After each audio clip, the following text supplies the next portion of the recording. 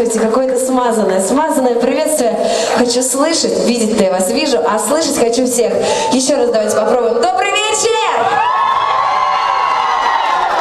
Знаете, я правда вам очень-очень рада, очень люблю Якутск, не первый мой раз здесь.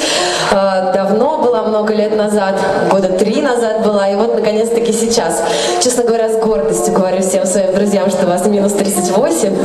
Я так гордилась этим, когда сюда ехала, говорила, представляете, я еду минус 38. На самом деле отлично, достаточно тепло, да? Но для вас же это нормальная ситуация, правда?